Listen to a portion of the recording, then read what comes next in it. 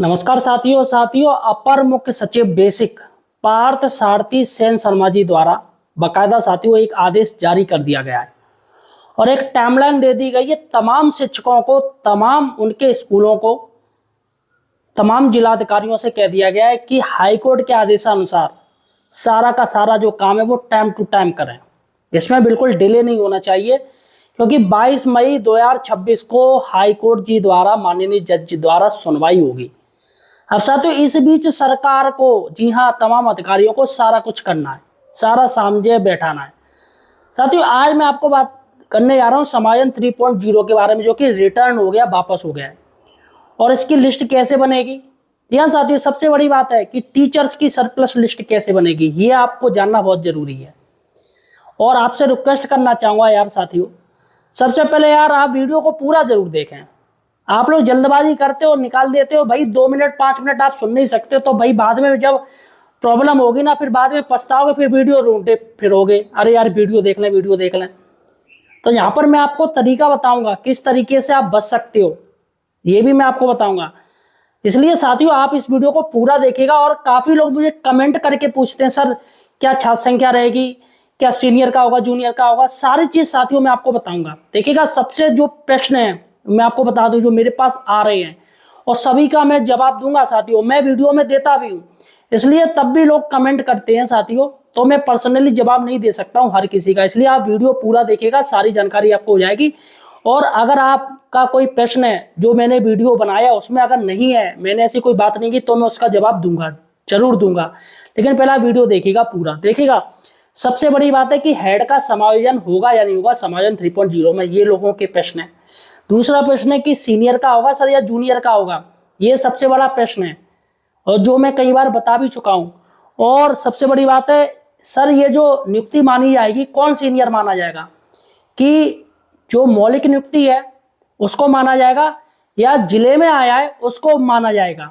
क्योंकि यहाँ पर दो चलती है, एक मौलिक नियुक्ति जब टीचर्स की ज्वाइनिंग होती है, जैसे एग्जाम्पल दूं, कोई टीचर जिसकी कानपुर में ज्वाइनिंग हुई है और वो ट्रांसफर लेके या म्यूचुअल ट्रांसफर लेके वो भैया कानपुर से इलाहाबाद पहुंच गया, तो अम्मा जिले में जो ज्वाइनिंग है वो अलग रहेगी। तो यहाँ पर कौन सी नियुक्ति सीनियर माना जाएगा, क्योंकि वो यहाँ पर उसकी कानपुर में वो काफी सीनियर है, लेकिन यहाँ के साथियों इलाहाबाद आके क्या होगा इस वीडियो में आपको बताऊंगा किसे मानी जाएगी। और जनगणना, जो जिनकी जनगणना में ड्यूटी लगी है, जनगणना या बीएलओ, क्या उनको रिलीव किया जाएगा, क्योंकि उनके लिए सबसे बड़ी दिक्कत है, क्योंकि जनगणना पूरा 1 साल तक कार्य चलेगा, अक्टूबर 2027 तक चलेगा।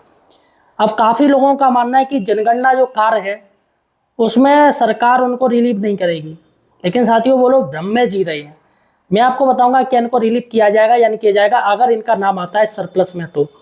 और लास्ट में साथियों ये जो पॉलिसी है क्या सामान ट्रांसफर में भी लागू होगी, और सबसे बड़ी बात है सामान ट्रांसफर कब होंगे, ये काफी लोग पूछ रहे हैं। और साथियों मैं आपको छात्र संख्या बताऊंगा कौन कौन टीचर सरप्लस हो रहे हैं। जैसे छात्र संख्या में आपको देखिएगा 0 से 30 बच्चों पर कितने टीचर होने चाहिए, 31 से 60 पर कितने होने चाहिए, 61 से 90 पर कितने होने चाहिए, 91 से 120 पर कितने टीचर की जरूरत है, 121 से 150 पर कितने टीचर्स होने चाहिए, 151 से 180 पर कितने होने चाहिए, 181 से 210 पर कितने होने चाहिए। सबसे बड़ी बात दोस्तों ये है। और सबसे ज्यादा है हेड, जहाँ पर बच्चे ही कम है वहां पर एक हेड टीचर, क्या उसको हटाया जाएगा। ये साथियों तमाम प्रश्न हैं जो आपके मन में घूम रहे हैं, तो भैया सभी का मैं जवाब दूंगा। और यार आप लोग टेंशन क्यों लेते हो, सबसे बड़ी बात है आप टेंशन मत लिया करो। देखिएगा एक शायरी में आपको सुनाऊं, जिसने ली टेंशन उसकी बीवी लेगी पेंशन। आप सोच लीजिए, टेंशन ले लेके पता चली पहुंच गए ऊपर। तो यहाँ पर सरकारी नौकरी है 62 साल तक आपको करनी, इसलिए टेंशन तो हटा ही दो। ये तो भैया विभाग ही है, ये तो चलता रहेगा आपके जीवन में, ये चीजें आती रहेंगी, लेकिन टेंशन नहीं लेना है। और यहाँ पर वीडियो पूरा देखना। और साथियों मैं आपसे रिक्वेस्ट करना चाहूंगा यार चैनल को सब्सक्राइब जरूर कीजिए। जी हाँ साथियों चैनल को सब्सक्राइब कीजिएगा, यहाँ पर आपको सही और सटीक जानकारी मिलती है। और साथियों हमारे चैनल है जो है वो उसमें सारे गवर्नमेंट एम्प्लॉई हैं, तो सभी की साथियों कुछ ना कुछ न्यूज आती रहती है जो काफी इंपोर्टेंट होती है, मैं आप तक पहुंचाता हूं। इसलिए साथियों चैनल को सब्सक्राइब जरूर कीजिएगा। चलेगा साथियों अब हम सीधे चलते हैं, तो चलेगा साथियों अब हम शुरू करते हैं अपना वीडियो। लेकिन साथियों उससे पहले थोड़ा हाई कोर्ट ने क्या क्या चीज करी है और क्या क्या गाइडलाइन रखी गई है, ये चीज आप जान लीजिए। काफी टीचर्स पूछ रहे हैं सर क्या हमें एप्लीकेशन देनी पड़ेगी, हमारे यहाँ कोई टीचर्स नहीं, क्या हमें एप्लीकेशन के लिए जाना पड़ेगा। तो यहाँ पर हाई कोर्ट ने जो बात कही है उस चीज को आप देखिएगा, और कब कब किस डेट में क्या क्या होना है, इसलिए साथियों ये जरूरी है। उसके बाद हम सीधे चलते हैं, हमारे जो तमाम प्रश्न और तमाम जानकारी हम यहाँ पर आपको बताएंगे। देखिएगा सबसे पहले देखिएगा हाईकोर्ट ने क्या कहा है। देखिएगा उत्तर प्रदेश के बेसिक शिक्षा विभाग में एक बड़ी प्रशासनिक कार्रवाई शुरू हुई है, बड़ी आज तक के इतिहास में नहीं हुआ है, मैं आपको बता दूं।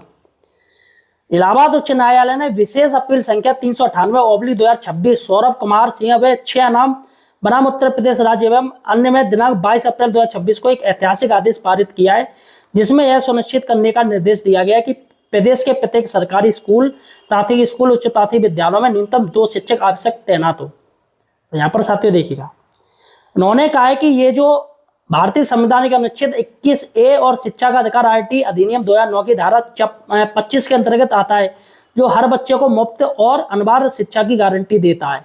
तो यहाँ पर साथियों इन्होंने ये जो है जो संविधान है भारत शिक्षा का अधिकार उसके अति, ठीक है साथियों। यहाँ पर हुआ क्या है कि 4 मई 2026 को एक आदेश दिया गया है, और आदेश दिया है किसने, मुख्य सचिव श्री पार्थ सारथी सेन शर्मा जी द्वारा लखनऊ से एक आदेश पारित किया गया, जिसमें तमाम जिलाधिकारी साहब को यह आदेश दिया गया। ध्यान दीजिएगा यहाँ पर जिलाधिकारी साहब को सीधे आदेश दिया गया है। वैसे ये आदेश बीएसए के लिए होता है, लेकिन चूंकि हाईकोर्ट मॉनिटरिंग कर रहा है, आप साथियों ये जान के ये सोच लीजिए कि हाईकोर्ट मॉनिटरिंग कर रहा है इस चीज को लेके, इसलिए आप लोग ये लफड़े में ना हो, अरे कुछ ना हो रहा है, कुछ ना ये चलेगा वो कुछ नहीं साथियों, हाईकोर्ट इसमें डंडा घूस देगा और हाईकोर्ट मॉनिटरिंग कर रहा है। सीधे जिलाधिकारी साहब को काट दिया गया है, इसलिए इस मामले को गंभीरता को समझिए साथियों, हंसी मजाक वाला ये काम नहीं है, क्योंकि हाईकोर्ट खुद समायोजन 3.0 को करवा रहा है, ये बहुत बड़ी बात है साथियों। देखिएगा इसमें चरणबद्ध कार्रवाई होगी, मैं आपको टाइम बता दे रहा हूँ, टाइम ड्यूरेशन क्या है, इस चीज को आप नोट कर लीजिए, लिख लीजिए या वीडियो को सेव कर लीजिए। देखिएगा सबसे पहला है दोस्तों कि जो यूडाइस पोर्टल है आपका, उसमें साथियों छात्र संख्या, ध्यान दीजिएगा यूडाइस पोर्टल पर छात्र संख्या सिर्फ और सिर्फ 30/4/2026 की ही देखी जाएगी। 30/4/2026 की आपके स्कूल की जो भी छात्र संख्या है 30 अप्रैल 2026 तक की देखी जाएगी, आप ये जान लीजिए। हाईकोर्ट ने आदेश दिया है, क्योंकि 30/4/2026 उम्मीद है आपने अपने यूडाइस पोर्टल पर छात्र संख्या को अपडेट कर लिया होगा, यहाँ तक उम्मीद है, क्योंकि हाईकोर्ट ने दोस्तों जो आदेश दिया था वो 22 को दिया था, 22 अप्रैल को, तो यहाँ पर उसमें यही कहा गया था। तो 30/4/2026 का ही डाटा साथियों देखा जाएगा। अब आपके 30 के बाद बच्चे बढ़ जाए तो उससे कोई मतलब नहीं, 30 के बाद आपके बच्चे कम हो जाए उससे कोई मतलब नहीं, सीधे जो डाटा आपका आएगा वो यूडाइस पोर्टल पे आएगा, ठीक है साथियों। अब इसमें क्या होगा, यूडाइस पोर्टल क्या है, देखिएगा यूडाइस पोर्टल केंद्र सरकार का बनाया हुआ एक पोर्टल है, जिसमें साथियों 15 लाख से ज्यादा स्कूल्स हैं इसमें साथियों, और करोड़ों बच्चे हैं इसमें यूडाइस पोर्टल पे। तो केंद्र सरकार का ये पोर्टल है साथियों, और पूरे देश में सबसे ज्यादा इसी में 15 लाख से ज्यादा। और यहाँ पर अब क्या है, हाईकोर्ट ने कहा कि यूडाइस पोर्टल पर हम भरोसा नहीं कर सकते, इसलिए हम यूडाइस पोर्टल को जमीनी स्तर से देखेंगे, क्योंकि तमाम साथी समायोजन हो गए फिर भी शिक्षकों की वही दिक्कत रही, कहीं ज्यादा टीचर्स हैं कहीं टीचर्स ही नहीं है। तो इसलिए हाईकोर्ट ने कहा कि यूडाइस पोर्टल 30/4/2026 का हम डाटा देखेंगे, लेकिन उस डाटा का वेरिफिकेशन भी होगा। अब साथियों ऐसे नहीं होगा, संख्या वही रहेगी 30/4 अप्रैल तक की, लेकिन वहां पर वेरिफिकेशन होगा। अब वेरिफिकेशन देखा जाएगा तो यहाँ पर भौतिक सत्यापन होगा, जिसमें साथियों खंड शिक्षा अधिकारी आपके जो बीओ साहब हैं, एबीएसए साहब हैं, वो जाएंगे और वहां पर जाके साथियों उस स्कूल का भौतिक सत्यापन करेंगे जहां पर टीचर्स की कमी है। ध्यान दीजिएगा, जहां पर टीचर्स की कमी है वहां पर भौतिक सत्यापन होगा, और वहां के जो हेड टीचर्स हैं उनकी मोहर ले ली जाएगी, मतलब एक परफॉर्मा ले लिया जाएगा इनसे, जिसमें साथियों बीओ साहब भी उसमें अपनी मोहर मार देंगे, साइन कर देंगे, और हेडमास्टर भी कर देंगे, यानी संयुक्त वेरिफिकेशन होगा। दोनों की मोहर अति आवश्यक है, एक की मान्य नहीं होगी, ठीक है साथियों। और ये सारा का सारा जहां पर कोई टीचर्स ही नहीं है, शिक्षा मित्रों के भरोसे स्कूल चल रहा है, तो वहां पर साथियों बीएसए साहब सत्यापित करेंगे। हो सकता है कि बीएसए साहब उस क्षेत्र में जाएं, वो देख के आए, लेकिन जहाँ तक उम्मीद है खंड शिक्षा अधिकारी की ही सत्युति पर उस चीज को मोहर मार दी जाएगी। और वो बात अलग कि बीएसए साहब पर्सनली कहीं जाके किसी से पूछ लें, भाई क्या बोल दें कि माँ देख के आओ क्या स्थिति है, तो वो बात अलग है। यहाँ पर साथियों प्राथमिक और उच्च प्राथमिक विद्यालयों की जो चार्ट है वो अलग अलग बनेगी, ध्यान दीजिएगा, अलग, उनके डेटा अलग जाएगा, इनका डेटा अलग जाएगा। इसमें साथियों विद्यालय का नाम होगा, स्वीकृत पद संख्या होगी, वर्तमान में तैनात शिक्षकों के नाम होंगे, योगदान तिथि होगी और 30/4/2026 की वास्तविक छात्र संख्या होगी आरटी एक्ट के अनुसार। ये भी आरटी एक्ट के अनुसार ही चलेगी, आप ये जान लीजिएगा। आरटी एक्ट क्या है, कितनी छात्र संख्या होनी चाहिए, वो भी मैं आपको इस वीडियो में बताऊंगा। तो यहाँ पर साथियों उच्च प्राथमिक विद्यालयों में भी यही होगा, विषयवार वहां पर साथियों विवरण होगा कि किस, यहाँ पर मतलब वहां पर कितने टीचर्स की जरूरत है, साइंस की या मैथ की, कितने टीचर्स ज्यादा, इस चीज को देखा जाएगा, ठीक है। और वहां पर साफ साफ भरा जाएगा, ऑप्शन दिए जाएंगे, भाषा का टीचर्स है, विज्ञान का टीचर्स है, गणित का टीचर्स है या फिर सामाजिक अध्ययन का टीचर्स है। ये 4 सब्जेक्ट है जो कि साथियों वहां पर भरे जाएंगे। अब यहाँ पर जैसे किसी जूनियर में वहां पर साइंस के 1 टीचर की आवश्यकता है, लेकिन पहुंच गए 3 टीचर, वहां पर 3 टीचर दर्शा दिए जाएंगे कि यहाँ पर 1 टीचर चाहिए, छात्र संख्या के अनुसार 1 चाहिए, लेकिन है 3 टीचर्स साइंस के, तो ओबियसली वहां से 2 टीचर हटाए जाएंगे, चलेगा साथियों। उसके बाद जो डाटा पूरा बन जाएगा उसका सत्यापन साथियों डीएम साहब की मोहर लास्ट रहेगी, और डीएम साहब दोस्तों इसमें सारा का सारा पूरा काम हो जाएगा। फिर 6 मई 2026 को जो आधिकारिक वेबसाइट है यानी prayagraj.nic.in पर अपलोड करना अनिवार्य है। तो यहाँ पर 6 मई 2026 को prayagraj.nic.in पर यह अपलोड डाटा हो जाएगा। यहाँ पर साथियों यह डाटा संबंधित विद्यालयों के माध्यम से प्रभावित शिक्षकों को भी व्यक्तिगत रूप से उपलब्ध कराया जाएगा, यानी एक लिस्ट डाली जाएगी कि इन स्कूलों में टीचर्स की कमी है और इन स्कूलों में टीचर्स ज़्यादा, ये आपकी लिस्ट आपको साथियों पता चल जाएगी, ठीक है। उसके साथियों जिन शिक्षकों की पुनः तैनाती प्रस्तावित है वे दिनांक 13 मई 2026 तक ऑफलाइन माध्यम से जिला स्तरीय के समक्ष आपत्ति दर्ज करा सकेंगे, यानी जो टीचर सरप्लस में आ जाएंगे, जिनको हटाया जाएगा, तो वो 13 मई 2026 तक वहां पर जाके आपत्ति दे सकते हैं, ठीक है। जिला स्तरीय टीम एक बनेगी जिसमें साथियों तमाम अधिकारी होंगे, और यदि वेबसाइट पर डाटा प्रकाशन में देरी होती है, मतलब लेट आ पाता है ये डाटा, तो साथियों यहाँ पर 7 दिन को और आपको टाइम मिलेगा। तो 7 दिन का ड्यूरेशन दे दिया, भैया लेट हो जाता है, बीएसएस शिक्षा अधिकारी हैं, थोड़ा डाटा अपडेट होने में लेट होने में ये हो जाता है, तो यहाँ पर 7 दिन आपको और एक्स्ट्रा दिन मिलेगा। साथियों महिला शिक्षकों को विशेष ध्यान रखा गया है, महिला शिक्षकों के लिए कह दिया कि हो सके तो उसी ब्लॉक में स्कूल दिया जाए और निकटतम स्कूलों में किया जाए, और अगर उस ब्लॉक में नहीं हो रहा है तो ऐसे स्कूल दिया जाए, अन्य ब्लॉक में दिया जाए जो रोड के पास में स्कूल हो। तो यहाँ पर साथियों यही उनके लिए नियम कहा गया है कि उन्हें न्याय पंचायत में दे दिया जाए, तो और ऐसा देखा जाए यहाँ पर सड़क अच्छी हो, ये चीज़ जुड़े होने चाहिए, ठीक है। उसके बाद साथियों 14 नवंबर 2025 के अंतर्गत जिलाधिकारी की अध्यक्षता में गठित वो पहले से ही है, यूडाइस के सत्यापित डाटा के आधार पर ही अधिशेष शिक्षकों के अन्य विद्यालयों में पुनः तैनात करेगी। तो सारा का सारा काम वो जो 14 नवंबर 2025 के अंतर्गत जो टीम है गठित वही करेगी साथियों। और यहाँ पर एक स्कूल में 2 टीचर्स तो होने चाहिए, ये चीज़ देखेगी, और जो एक्स्ट्रा टीचर्स उन पर ध्यान नहीं दिया जाएगा।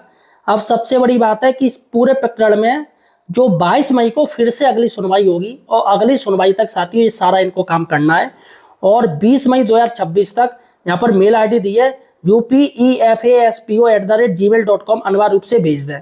तो यहाँ पर सारे जिलाधिकारी साहब हैं अपने जनपद की जो संपूर्ण कार्रवाई है वो 20 मई तक हर हाल में भेज देंगे, और 22 मई को सुनवाई है। तो यहाँ पर साथियों सबसे बड़ी बात है कि शासनादेश की प्रतिलिपि महानिदेशक स्कूल शिक्षा लखनऊ उत्तर प्रदेश सचिव बेसिक शिक्षा प्रयाग और प्रदेश के समक्ष आवश्यक कार्रवाई तो प्रेषित की गई है। अब यहाँ पर देखना होगा कि कितना ये आदेश का पालन होता है, हाईकोर्ट जो करवा रहे हैं अपने अनुसार। अब चलेगा साथियों, अब हम सीधे चलते हैं इन पॉइंट पे, जो पॉइंट है देखिएगा। समायन 3.0 रिटर्न हो चुका है। यहाँ पर मैं बात करूंगा, पहले एकल स्कूलों की लिस्ट बनेगी। यहाँ पर एक बात ध्यान दीजिएगा, यहाँ पर सरप्लस नहीं आएंगे, पहले एकल स्कूलों की लिस्ट बनेगी। उन स्कूलों के मतलब सरप्लस की अभी नहीं बनेगी, अभी सिर्फ उनकी बन रही है जहां पर एकल स्कूल है, यहाँ पर टीचर सिर्फ एक है, उनकी ही अभी लिस्ट बनेगी और किसी की नहीं बनेगी। उसके बाद दोस्तों उन स्कूलों की भी लिस्ट बनेगी जहां पर टीचर्स की जरूरत है। इसके जहाँ पहला ये पॉइंट है, फिर दूसरा ये पॉइंट रहेगा। तो सबसे ज्यादा जो अभी जो अहमियत दी जा रही है, यहाँ पर एकल स्कूल है उनको दी जा रही है, और इसके साथ ही ये भी स्कूल का काम चलेगा, लेकिन अलग अलग चलेगा ये। तो यहाँ पर उन स्कूलों की लिस्ट बनेगी जहाँ पर टीचर्स की जरूरत है। तो ये दोनों साथ साथ काम होंगे, लेकिन अलग अलग परफॉर्मा इनका रहेगा। और फिर बनेगी सरप्लस शिक्षकों की सूची कि किस स्कूल में टीचर्स ज्यादा है। ये सारे स्टेप बाय स्टेप रहेंगे, क्योंकि यूडाइस पोर्टल 30/4/2026 के अंतर्गत सारा काम होगा। इसलिए साथियों सबसे बड़ी बात है कि शिक्षा में तो अनुदेशकों की गिनती होगी या नहीं होगी, तो मैं बता दूं नहीं, नहीं। यहाँ पर साथियों शिक्षा में तो अनुदेशकों को नहीं गिना जाएगा। आप ये जान लीजिए, अगर आपके यहाँ एक टीचर्स है, एक शिक्षा मित्र है, और छात्र संख्या अगर 30 है, 20 है, 25 है, और आपके यहाँ 60 बच्चे हैं, 61 बच्चे, फिर भी एक ही टीचर्स है, एक शिक्षा मित्र है, तो शिक्षा मित्र को नहीं गिना जाएगा। जो गलती समायोजन 1.0 में हुई वो अब गलती नहीं होगी। तो इसलिए साथियों आरटी एक्ट यही कहता है एक विद्यालय में 2 टीचर्स होने चाहिए, तो शिक्षा मित्र की गिनती नहीं होगी, ना ही अनुदेशकों को गिना जाएगा, उनको तो आप हटा ही दीजिए। चलेगा साथियों, जूनियर में सब्जेक्ट मैपिंग। जी हाँ साथियों, जूनियर में भी सब्जेक्ट मैपिंग अब बहुत ही जल्दी होगी। जहां तक उम्मीद है साथियों, पहले समायोजन ये वाला मैटर हटाया जाएगा, ये वाला, और जहां तक उम्मीद है कि जूनियर में सब्जेक्ट मैपिंग साथियों इसमें ही कर लिया जाए, क्योंकि समय कम है। तो मुझे लग रहा है कि 22 के बाद फिर से हो सकता है कि हाईकोर्ट फिर से सुनवाई उस चीज को करे और फिर से इंटरेक्शन दे कि यहाँ पर जो जूनियर की सब्जेक्ट मैपिंग सही है उसको किया जाए, फिर से एक नई तारीख दी जाए। ऐसा साथियों हो सकता है, संभावना से इनकार नहीं किया जा सकता है, हाईकोर्ट ही ये सब करवाए। लेकिन साथियों अगर ऐसा कुछ नहीं होता है तो उम्मीद है जो समायोजन 4.0 होगा वो सीधे सीधे सब्जेक्ट मैपिंग को लेके होगा। जी हाँ साथियों, अब साथियों अब हम चलते हैं कि आखिर छात्र संख्या क्या रहेगी, उसका जो हमारे प्रश्नों पर हम गौर करेंगे, हमारे क्या क्या प्रश्न है। देखिएगा साथियों, सबसे पहले 0 से 30 बच्चों पर कितने टीचर होने चाहिए? 2 टीचर्स यहाँ पर होने चाहिए रेगुलर वाले। शिक्षा मित्र को हम काउंट नहीं करेंगे, अभी भी हम कहते रहे। उसका दोस्तों 31 से लेके 60 पर भी 2 टीचर्स होने चाहिए। 2 टीचर्स यहाँ पर भी जरूरत रहेगी, यहाँ पर भी रहेगी। 61 से 90 पर साथियों 3 टीचर्स चाहिए। यहाँ टीचर्स में आपको लिस्ट बता रहा हूँ। और 91 से 120 पे साथियों 4 टीचर्स चाहिए। यहाँ साथियों 91 से 120 पर 4 टीचर्स की जरूरत है, और 121 से 150 पे 4 टीचर्स चाहिए प्लस एक हेड चाहिए। यहाँ साथियों यहाँ पर टोटल 5 टीचर रहेंगे। तो यहाँ हेड को गिना नहीं जाएगा, चूंकि हेड 150 पे टीचर्स पे एक हेड चाहिए। चूंकि यहाँ पर हेड का कार्य होता है अन्य कार्य करना, विभागीय कार्य करना, और बच्चों को पढ़ाने का काम होता है ये 4 लोगों को। तो इसलिए साथियों यहाँ पर 4 + 1 रखा गया है। नहीं सॉरी, यहाँ पर 5 + 1, 4 नहीं, यहाँ पर 5 + 1 रहेगा, भाई मिस्टेक, 5 + 1 रहेगा। यहाँ साथियों यहाँ पर 5 + 1 रहेगा। तो यहाँ पर जो टोटल हो जाएगी संख्या वो हो जाएगी 6 रहेंगे, 6 टीचर रहेंगे। यहाँ पर साथियों हेड का मैं आपको बता दूं, हेड का वही है गैर कार्य करना, जो भी कार्य करना स्कूलों के उसका रहेगा। यहाँ पर 5 टीचर पढ़ाने का कार्य करेंगे। उसके बाद 151 से 180 पर साथी जो टीचर्स हैं वो 6 + 1 यानी कि 7 टीचर्स यहाँ पर रहेंगे। और 181 से लेके 210 में है साथियों 7 + 1 यानी कि 8 टीचर रहेंगे। तो यहाँ पर साथियों मैंने आपको बता दी, और आपके यहाँ जितनी छात्र संख्या आप अपने देख सकते हैं। मुझे लग रहा है यहाँ पर 200 तो बहुत ही कम स्कूल होंगे, यहाँ पर 200 या 150 की संख्या होगी, जहाँ तक है उम्मीद है 150 से कम ही है। और साथियों यहाँ पर आप देख लीजिएगा, ये बिल्कुल इतना ही चाहिए। अगर 150 से नीचे हो गया तो ओबियसली एक हेड हट जाएगा, एक टीचर भी हट जाएगा आपका। यहाँ पर साथियों अगर 90 से कम रह गए बच्चे, 90 तक होने चाहिए जो फिक्स है इसमें, 90 से कम रह गए, 89 भी रह गए, तो भी एक टीचर यहाँ पर कम हो जाएगा। आप ये जान लीजिए, यहाँ पर टीचर हो जाएंगे कम। तो ये पूरी की पूरी साथियों 7 छात्र संख्या दी है, इतने टीचर्स होने चाहिए, और इससे कम रह गए साथियों तो यहाँ पर टीचर्स नहीं होंगे। तो ये आप जान सॉरी, अगर 61 से नीचे रह गए, 90 से नहीं 61 से नीचे रह गए तो टीचर्स हो जाएंगे कम। और यहाँ पर 90 से अगर नीचे रह गए साथियों, 89 रह गए, तो यहाँ पर 3 टीचर रहेंगे, 4 टीचर नहीं रहेंगे, एक टीचर कम हो जाएगा। अब चलेगा साथियों हम इनमें चलते कि हेड का समायोजन होगा या नहीं होगा। देखिएगा अभी जो है वो हो रहा है सिर्फ इन स्कूलों का, एकल स्कूलों में लिस्ट जारी करी जहां पर 150 बच्चे हैं, तो ऑब्वियसली वहां पर हेड पहुंचाया जाएगा, एक टीचर पहुंचाया जाएगा। तो हेड की जरूरत इसी में हो जाएगी। यहाँ पर जैसे 150 बच्चे हैं, एक टीचर्स है और एक शिक्षा मित्र है, तो ऑब्वियसली यहाँ पर 2 टीचर जाएंगे, एक हेड पहुंचाया जाएगा और एक सहायक पहुंचाया जाएगा। तो यहाँ पर हेड का अभी नहीं होगा, लेकिन 150 बच्चों पर होगा। यहाँ पर कहीं जरूरत है तो ये होगा, वरना नहीं होगा। हेड का इससे अलग रखा गया है। उसके बाद दोस्तों सीनियर का होगा या जूनियर का होगा। जहाँ तक उम्मीद है जो सुनने में आ रहा है वो सीनियर का ही होगा, क्योंकि साथियों ये बात अलग है कि भैया डीएम साहब आपसे विकल्प ले लें कि भैया आप आपस में तय कर लो किसको हटना है स्कूल से, तो वो आवेदन दे सकता है कि सर हमें हटा दीजिए, इनको रहने दीजिए। वो आपसी तालमेल है, मुझे लग रहा है वो तालमेल स्कूलों में चलता ही नहीं है, आपस में बनती नहीं है। तो यहाँ पर सीनियर को ही हटाने का चांस है, 90% जो है उम्मीद वो सीनियर को हटाया जाएगा। ठीक है, अब साथियों सबसे बड़ी बात है कि जिला या मौलिक नियुक्ति कौन सी मानी जाएगी। देखिएगा, अगर कोई ट्रांसफर लेके आया है या म्यूचुअल से आया है तो कायदा तो ये कहता है कि मौलिक नियुक्ति को ही प्रथम नियुक्ति माननी चाहिए। लेकिन साथियों तमाम बेसिक शिक्षा जो नियमावली है उसमें तमाम साथियों ऐसी बातें हैं जिसका सही रूप से उस चीज़ का क्लेरिफिकेशन नहीं है। अब जैसे उसमें कहा गया है कि जो टीचर्स कहीं से आएगा वो जूनियर माना जाएगा, लेकिन जूनियर किस चीज़ में माना जाएगा उन्होंने ये क्लियर नहीं किया है कि जूनियर भैया वैसे टीचर से जूनियर माना जाएगा या स्कूल में जूनियर माना जाएगा या सारे टीचर से पीछे रहेगा या चार्ज नहीं दिया जाएगा, किस चीज़ में जूनियर माना जाएगा। तो बेसिक शिक्षा नियमावली 1981 में ऐसा कहीं भी साथियों मेंशन नहीं है, क्योंकि थोड़ा संशोधन की जानी चाहिए, तो वहाँ पर साफ साफ होना चाहिए। तो यहाँ पर साथियों कायदा तो ये कहता है कि मौलिक नियुक्ति को ही प्रथम नियुक्ति माननी चाहिए, वो हमेशा रहती है। लेकिन साथियों यहाँ पर अभी क्या चल रहा है कि अगर कोई टीचर्स कहीं दूसरे जिले में जाएगा तो जिले को माना जाएगा। जी हाँ साथियों, यहाँ पर सीनियरिटी उसकी 0 हो जाएगी। तो जिले में जैसे किसी टीचर्स की नियुक्ति 10 साल पहले हुई है, वो ट्रांसफर लेके दूसरे जिले में पहुंचा है तो वहाँ पर जाके साथियों वो 0 हो जाएगा। और किसी की नियुक्ति उस जिले में 1 साल पहले हुई है तो वो सीनियर माना जाएगा। तो यहाँ पर सीधी सी बात है, जिला में जो टीचर्स आएगा अगर ट्रांसफर लेके आया तो वो जूनियर हो जाएगा, बस ये बात जान लीजिए। तो जिले में मानी जाएगी मौलिक नियुक्ति, मौलिक नियुक्ति को नहीं मानने ये लोग। उसके बाद साथियों जनगणना और बीएलओ को क्या इनको रिलीव किया जाएगा? बिल्कुल किया जाएगा, इसमें कुछ वो नहीं, क्योंकि इलेक्शन का कारण ही जनगणना है साथियों और राज्य के अधीन हो रहा है। तो राज्य चाहे किसी को भी हटा सकते हैं, किसी को भी जोड़ सकते हैं, क्योंकि राज्य के अनुसार ही ये नियम जारी किए जा रहे हैं। और यहाँ पर कोई चुनाव आयोग नहीं है कि भैया सारे के सारे जो जनगणना कर्मी हैं बीएलओ वो चुनाव आयोग के अंटे में आ जाएंगे, ऐसा कुछ भी नहीं, राज्य के अधीन है। तो साथियों रिलीव कर दिए जाएंगे जिनका अगर सरप्लस में नाम आ रहा है। तो जनगणना बीएलओ से कोई मैटर नहीं है। और सामान ट्रांसफर, जी हाँ साथियों, अभी 4 तारीख को योगी कैबिनेट ने सामान ट्रांसफर को मंजूरी दे दी है, जिसमें साथियों 10% ट्रांसफर किए जाएंगे और तमाम जो ब्लॉक है उनको रोक दिया गया है। करीब 100 ब्लॉक है साथियों, 34 जिलों में 100 ब्लॉक है जहाँ पर ट्रांसफर नहीं होंगे और 8 एस्पिरेशन डिस्ट्रिक्ट है उनमें तो ट्रांसफर होने ही नहीं है। वो बेचारे इस बार भी मायूस हो गए।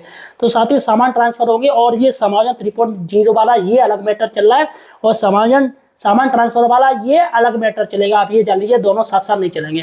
तो फिलहाल साथियों आपका इनके अलावा अभी कोई प्रश्न है तो यार मुझे कमेंट सेक्शन में जाके पूछ सकते हैं और चैनल को सब्सक्राइब जरूर कीजिए। धन्यवाद साथियों।